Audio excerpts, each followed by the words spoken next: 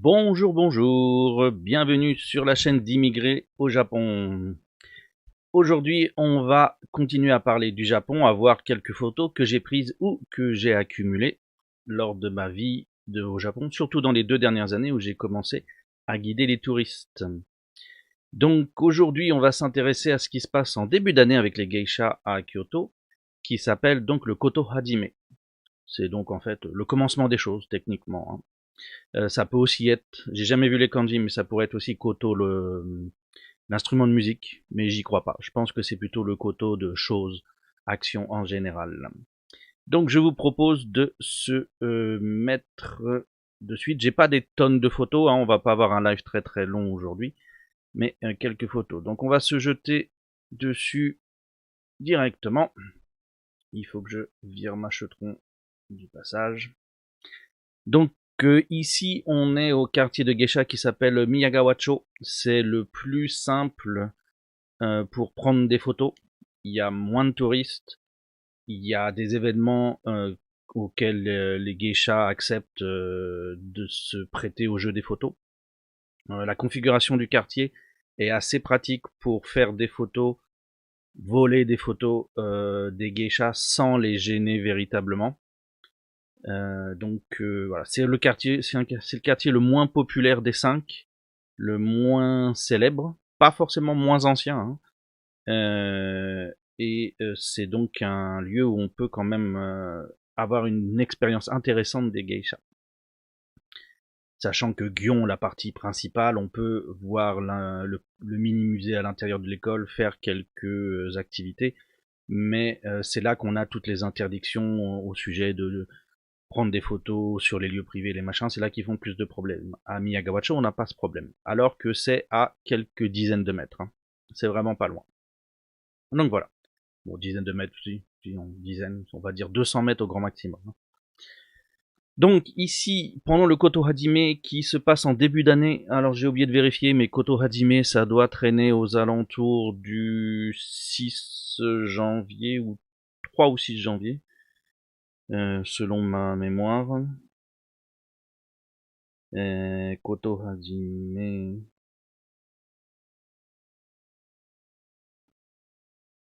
Je l'ai pas mis. Donc je ne sais plus. Mais il me semble que c'est en janvier. Ouais. C'est les donc le principe du truc, c'est en fait les jeunes apprentis Maiko, les jeunes Maiko qui vont aller présenter leur respect à différentes personnes, que ce soit les autres maisons de geisha ou les commerces avec lesquels elles interagissent pour le business. Donc ça peut être des restaurants, ça peut être des salons de thé, ça peut être le fabricant de kimonos, de sandales ou d'éventails.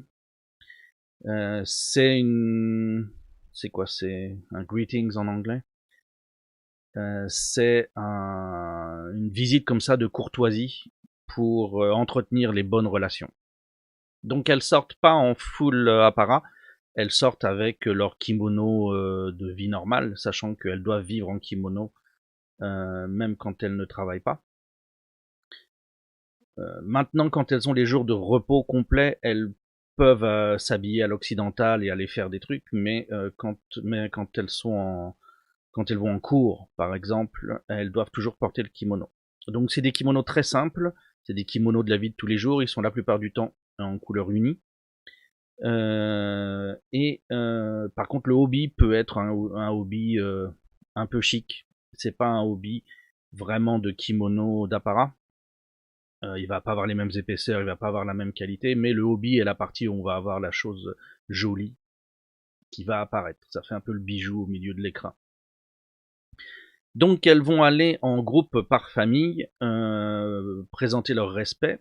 Donc là, on a un groupe où on peut voir des différences au niveau des coupes de cheveux. Les deux de droite sont de manière assez évidente des Maiko.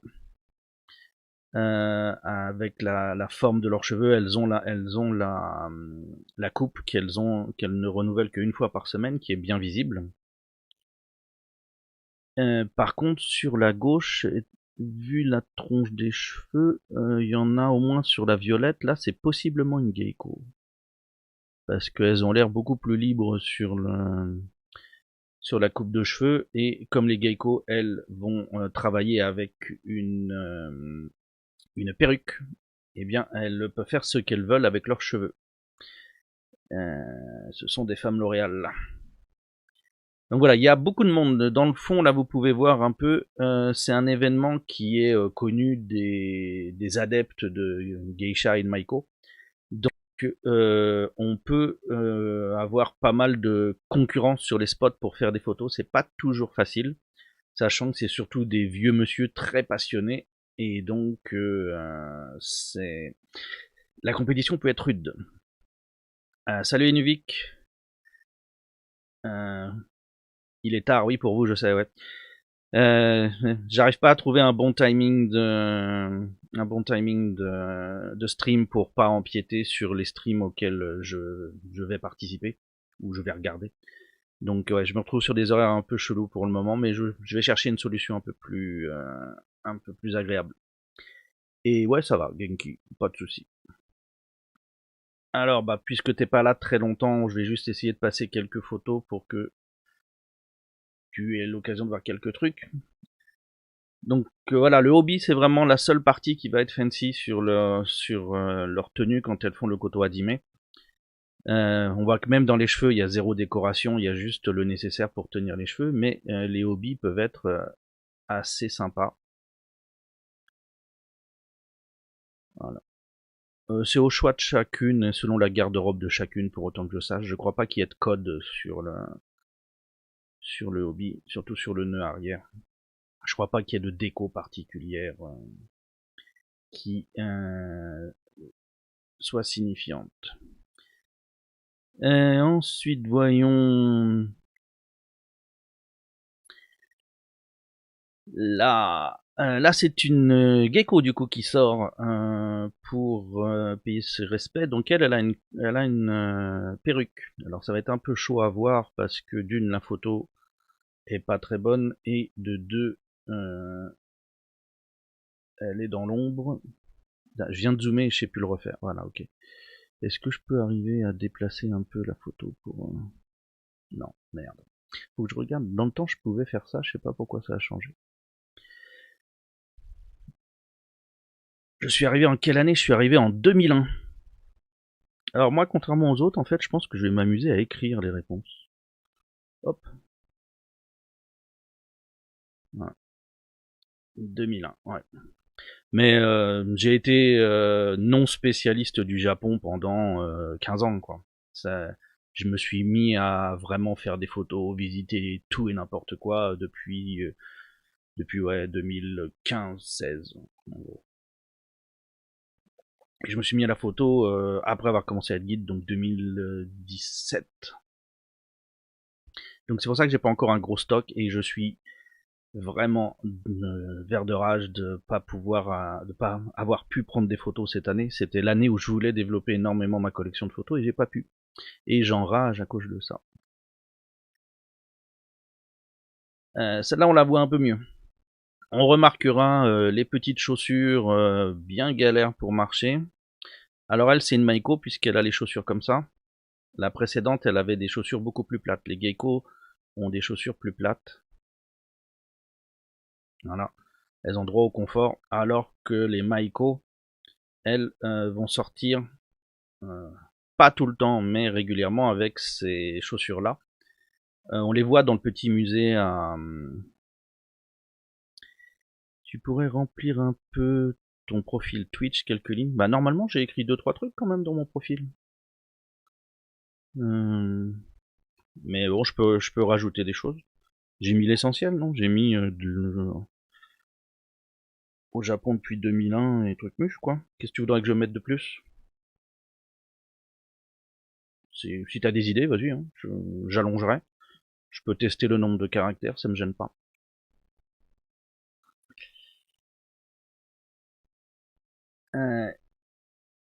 Et je disais donc que au niveau des chaussures ici, ce qui est intéressant à savoir, c'est qu'elles ont des petites clochettes dans les chaussures.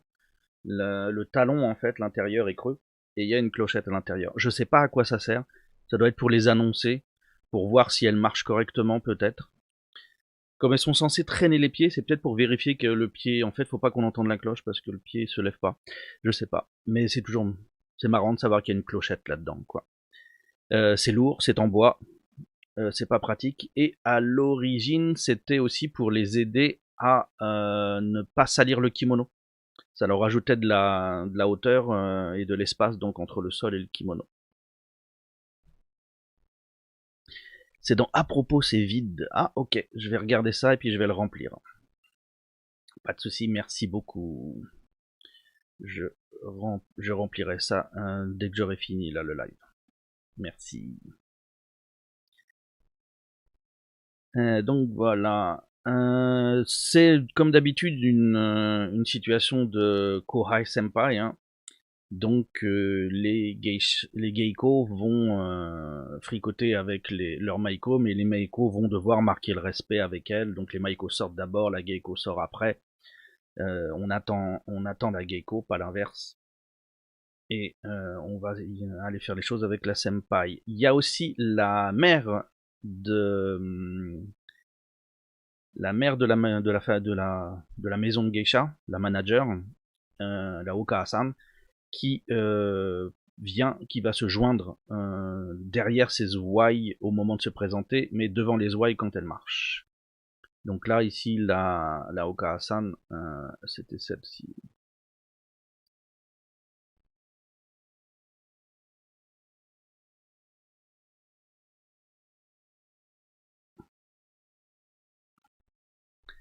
Bah, il suffira de leur commander un mail alors, ouais. Mais bon, j'ai jamais porté de kimono de ma vie, moi je fais que le regarder, donc il est probable que Hamel en sache plus que moi sur la question en fait. C'est possible. Donc voilà, vous remarquez que au niveau de du kimono ici, la geiko porte plus court. Donc c'est pour ça qu'elle n'a pas besoin des chaussures plus élevées aussi. Qu'est-ce qu'on a après? Là j'en ai une avec... donc la longueur du hobby a une signification. Ça doit être l'avancement dans la qualification de Maiko. Quand c'est court, elles sont débutantes, et quand elles sortent avec le hobby long, c'est quand elles sont dernière année, je crois. Si je me souviens bien. Il me semble avoir lu ça chez un des Français qui est spécialisé sur les geishas. Je vous conseille son Twitter, que j'arrive... Est-ce que je vais arriver à mettre la main dessus facilement? Il y a un Français qui fait de la photo entre Tokyo et Kyoto de geisha, qui a vraiment, qui s'y connaît excellemment bien. Et c'est surtout lui en fait avec qui il faut voir ça. C'est lui qui peut enseigner les choses, qui peut expliquer vraiment. Je sais plus. Oh là là. J'ai une mémoire de poisson rouge. C'est une catastrophe. S'il a rien publié, je vais jamais le trouver. Il me semble qu'il est sur Instagram aussi, et que sur Instagram, son pseudo, ça doit être Gaalit, ou quelque chose comme ça. Je mettrai des liens dans des liens dans Twitch, à un moment, là où je peux, sur la question. Donc voilà, elles sortent, elles vont dans les différents business, elles sortent donc en groupe. Là, on a un groupe entier d'une école. C'est la maison de geisha qui a le plus de membres actuellement, ou au moins pré-Covid. Je crois qu'elles avaient au total 2 geishas et 7 maiko, il me semble, elles avaient. Mais là encore, le français sur Twitter s'y connaît beaucoup mieux que moi sur la question. Lui, il peut leur parler, il a le droit, contrairement à moi. Voilà. Là, on voit, on a la manager devant et puis les 3 maiko derrière. On voit bien qu'elles ont les cheveux. Et puis vous voyez bien là aussi la foule de photographes en arrière-plan. Et qu'est-ce que j'ai récupéré d'autre comme photo à cette occasion-là? Donc ça, c'était le Koto Hajime début 2019. Début 2019, je pense. En fait, si je faisais propriété truc mu, je dois avoir la date de création de ma photo. Alors j'ai dit des conneries, c'est pas en janvier, mais c'est mi-décembre. Mais pourtant, c'est pour célébrer le début des choses. Et voilà. Donc c'était en 2018, fin 2018 que j'ai pris ça. Donc les filles dans la foule.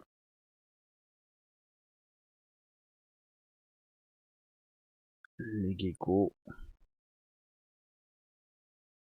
Donc c'est intéressant, c'est d'arriver très tôt le matin ici. Dans la gecko, c'est l'artiste diplômé. La manager, c'est la Oka-san. Donc la gecko, c'est celle qui fait le service le plus indépendant et en fait, elle peut devenir indépendante si elle peut, si elle souhaite, si elle a les moyens. Mais c'est l'artiste complètement fini. La maiko, c'est l'étudiante pour devenir artiste, pour devenir gecko. Donc beaucoup se contentent de faire les études de maiko et ne passent jamais vraiment gecko. Elles arrêtent le business avant ça. Mais la gecko, c'est la vraie artiste. La plupart des geckos vont partir indépendantes, créer leur propre maison, et ensuite peut-être devenir Oka-san en prenant une maiko avec elle, soit simplement avoir leur activité indépendante et puis à un moment ou à un autre s'arrêter, se développer dans d'autres domaines. Se marier régulièrement, c'est souvent la fin de carrière de ça.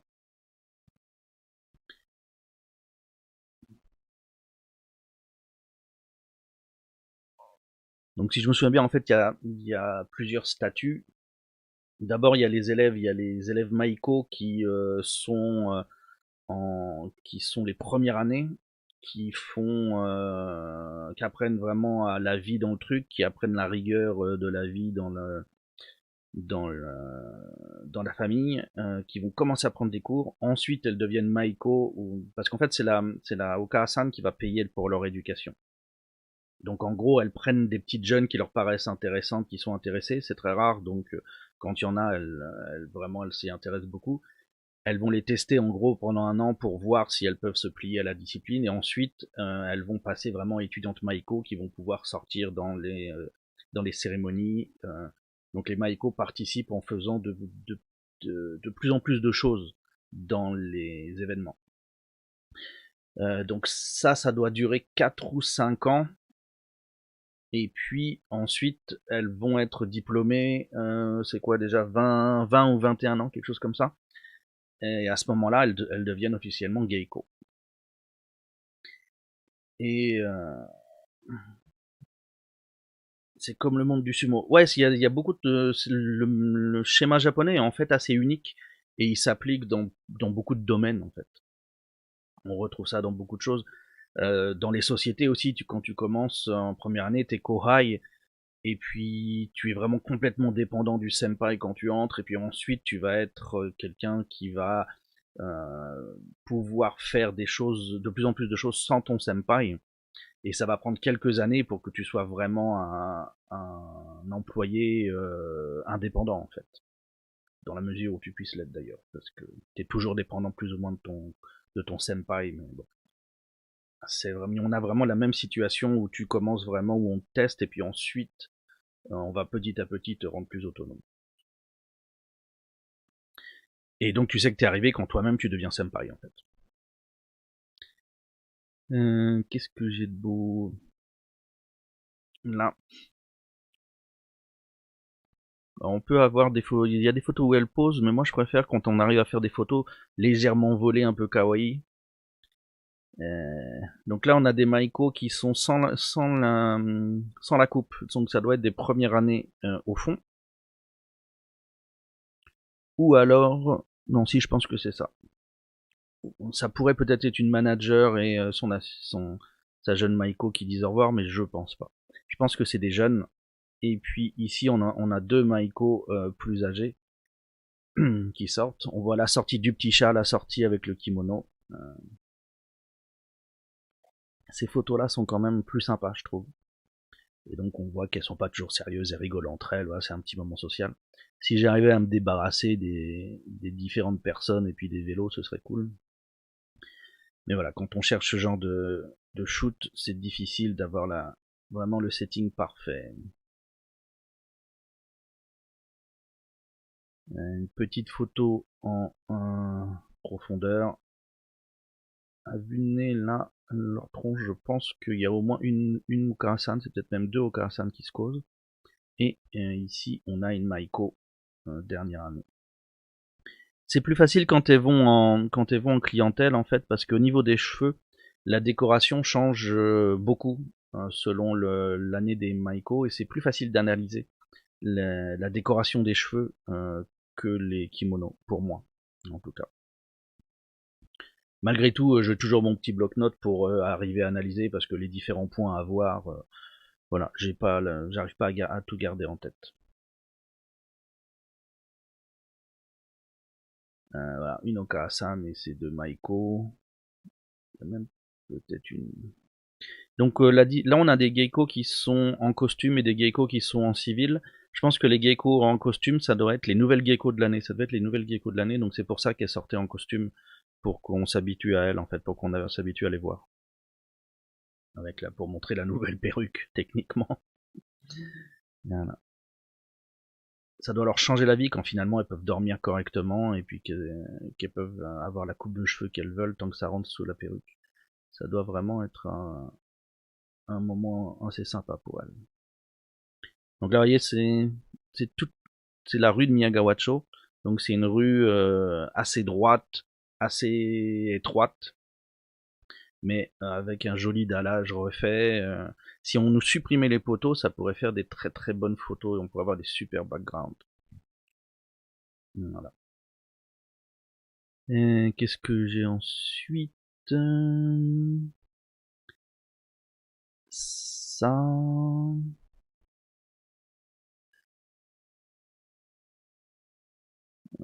Là, on est presque sur un background correct. Si le photographe était décent avec un appareil un peu meilleur, ce serait mieux, quoi. Mais ça aurait pu être pas mal cette photo-là.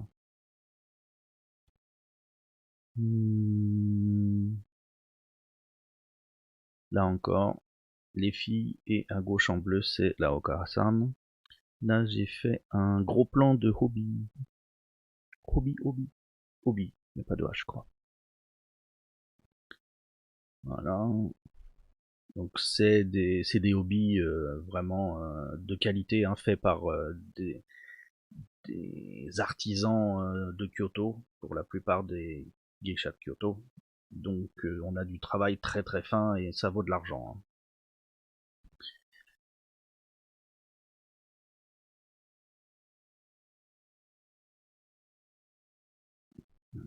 Bon, si ce n'est que la photo est loupée et que je leur coupe les pieds, voilà. Un petit moment entre donc à droite celle qui est plus jeune et à gauche la Maiko qui est déjà plus avancée.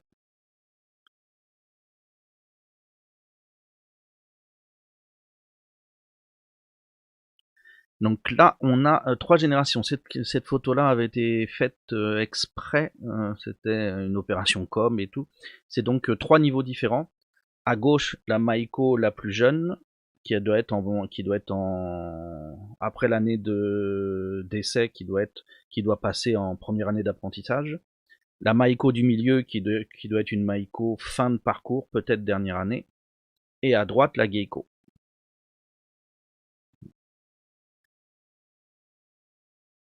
Donc vous voyez que elles n'ont pas toujours les chaussures surélevées. C'est pas obligatoire. C'est obligatoire dans certaines situations seulement. Broder main, oui, oui.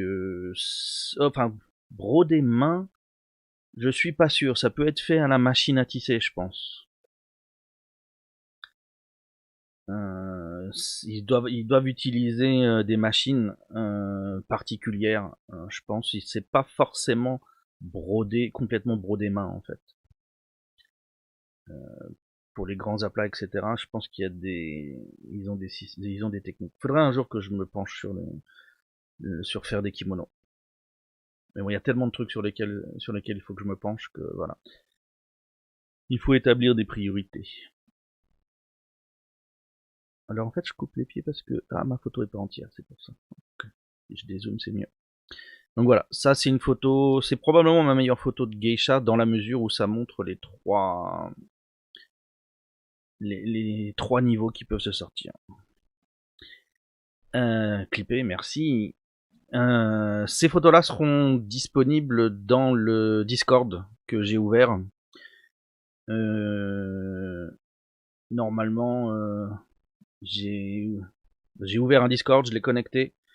Je sais pas si j'ai bien joué sur les trucs de connexion. Je pense que tout le monde peut tout voir en gros. Mais j'ai mis ça dans toutes les photos intéressantes que je juge de qualité suffisante, je les mets dans le Discord. Et le Discord est en lien dans le profil normalement.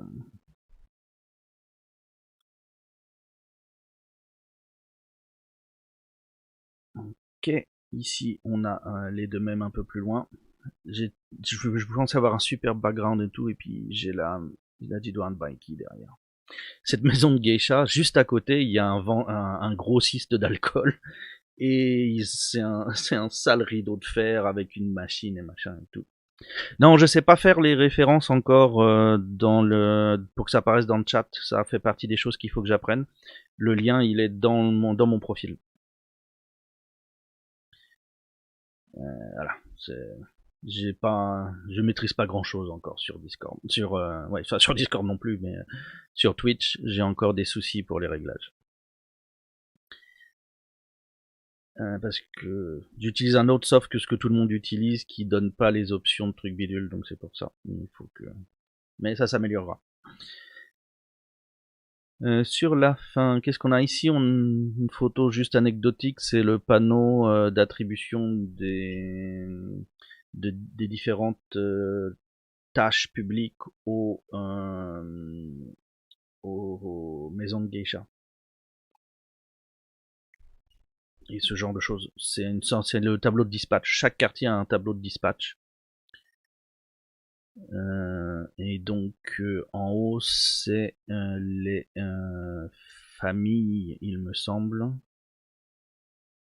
Et puis en dessous c'est des lieux, et ensuite en dessous on a les dates auxquelles elles se produisent. Personne ne sait que tu as un Discord, on le voit nulle part. Ah, pourtant il est dans les liens, je l'ai posé et tout. Bon, je vais régler ça, je vais le mettre. Je vais travailler sur la question aujourd'hui, je vais régler ça. Ça va être le challenge du jour. Merci.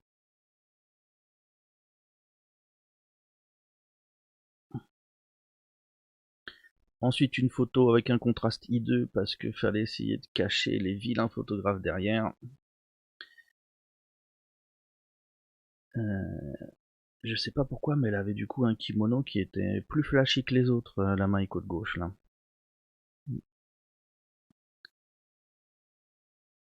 Comme elle a le truc dans les cheveux, je pense qu'elle est encore Maiko, qu'elle est pas geisha. C'est possible. Et finalement, ça c'est la dernière photo du lot, qui est donc cette vue de dos des deux, où on est probablement au plus proche de ce qui peut se faire de correct. Si j'avais un peu plus de bokeh, ce serait cool. Ça cacherait l'interphone là au fond.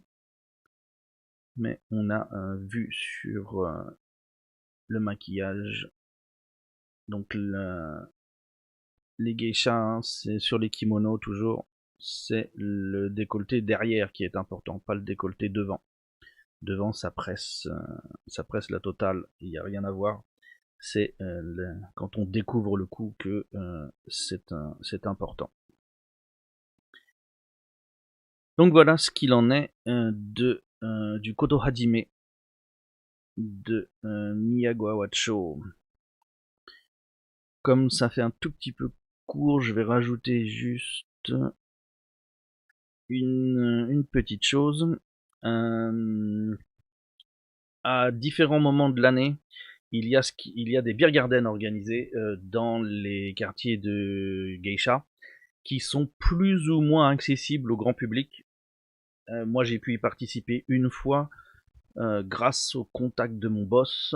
Je sais pas à quel point je me suis pas penché sur la question de savoir à quel point un touriste parlant un peu japonais peut se poser là pour voir ça. C'est une sorte de petite introduction des geishas ou des maiko du coin. Elles font un tout petit spectacle, elles font le tour des tables et elles distribuent leur carte de visite qui est en fait un sticker et sur lequel elles ont leur nom. Et puis comme c'est sur une occasion qui est pas une occasion officielle, eh ben elle spécifie que on a eu la Meishi au moment du beer garden. C'est parce que avoir la carte d'une maiko ou d'une geisha ouvre certaines possibilités. En fait, ça montre que vous avez eu un contact avec elle. Donc ça vous donne des droits à quelque chose en gros. Mais quand ça vient du beer garden, vous avez moins d'habilitation en fait. Donc c'est pour leur rappeler qu'en fait vous êtes quelqu'un qui n'est pas un vrai client pour autant qu'elle sache. Et donc à cette occasion-là, c'est dans un extérieur, chaise de jardin, truc muche, hein, les maiko et geiko, surtout maiko en fait, hein, vont faire le tour des tables. Donc chaque jour c'est une famille de maiko différentes pour autant que je sache. Et elles vont faire le tour des tables pour faire connaissance avec les gens, pour se présenter, pour faire leur pub en fait. Et puis il y a également un petit spectacle de démonstration de l'avancement de leurs études. Merci Nuvik d'être passé et merci pour tous les conseils et les informations. C'est très gentil à toi. Merci beaucoup.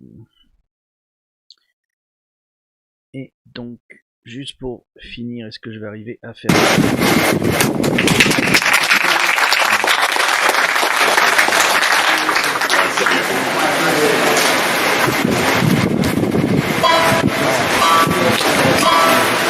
Si je peux dire et un peu.